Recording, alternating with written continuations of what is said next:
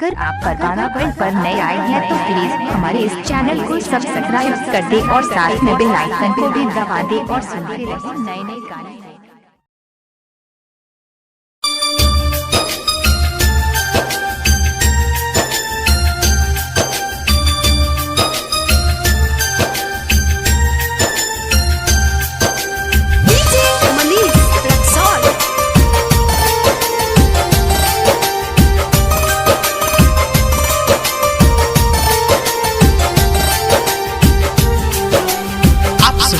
Singer Pankaj राजा को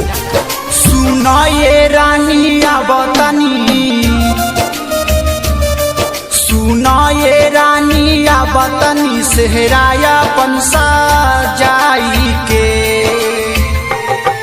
तू रही हो मेहंदी रचाई के,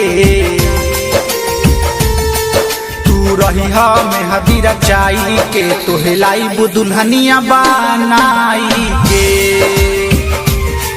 तू रही हो मेहंदी रचाई के तो हिलाई दुल्हनिया बनाई के। सुना ये रानी आवतनी,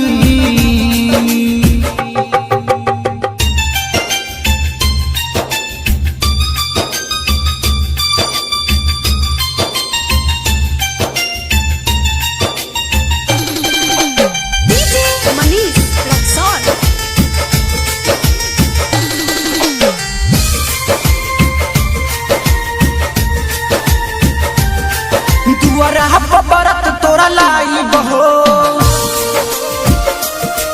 बैंड बाजी डीजे सहनाई हो,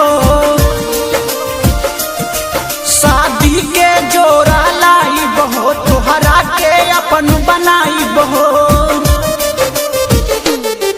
जब हो की जमला तोरा दुआरा पर, जब होखी जमला तोरा दुआरा पर तोरा गाला में माला पहिराई के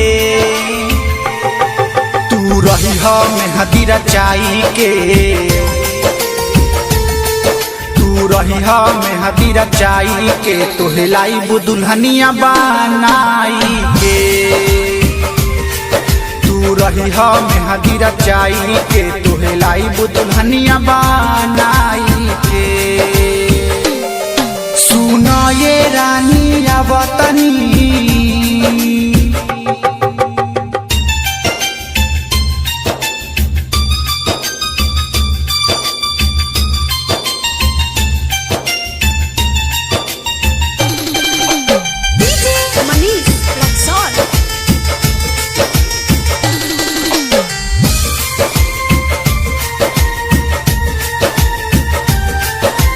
फेरा संगे लगाई बहो, साथ रह के कसम खाई बहो, तोहरा के कबो न भुलाई बहो, दुख सुख संग बिताई बहो, पंकज राजा लाई तोहरा के, पंकज राजा लाई तोहरा के मंगिया में से नुरसा जाई के तू रही हो मेहंदी रचाई के, तू रही हो मेहंदी रचाई के तो हिलाई दुल्हनिया बनाई के, तू रही हो मेहंदी रचाई के तो हिलाई दुल्हनिया बनाई के। सुना ये रानी आवतनी,